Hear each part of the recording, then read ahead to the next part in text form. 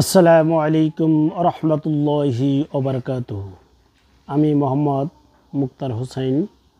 আমি আপনাদেরকে পবিত্র আল কোরআন থেকে কিছু আয়াতে কারিমা তেলাওয়াত করে শোনাতে চাই। আউযু বিল্লাহি মিনাশ শাইতানির রাজীম। বিসমিল্লাহির রহমানির রহিম।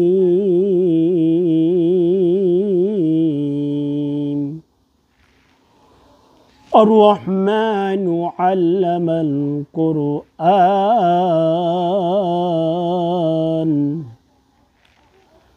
الشمس والقمر بحسبان والنجم والشجر يسجدان والسماء رفعها ووضع الميزان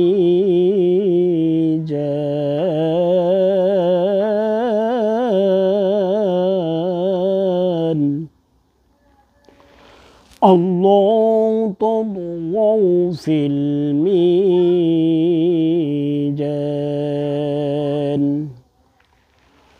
وأقيموا الوزن بالقسط ولا تخسروا الميزان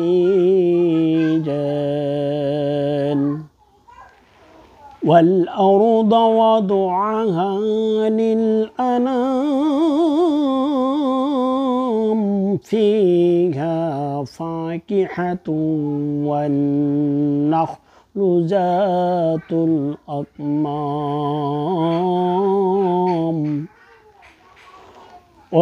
والنخل ذات الأكمام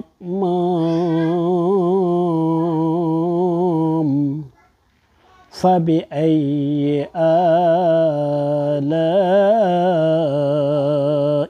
ربكما تكذبان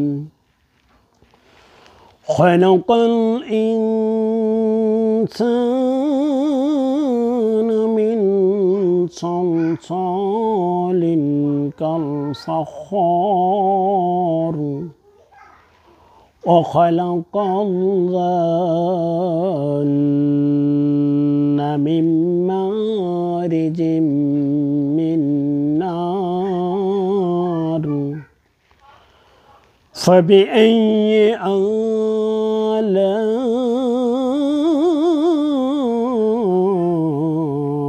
ربكما تكذبان رب المشرقين ورب المغربين فبأي آلاء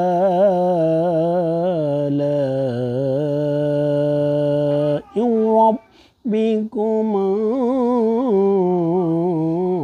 تكذبان صدق الله العلي العظيم.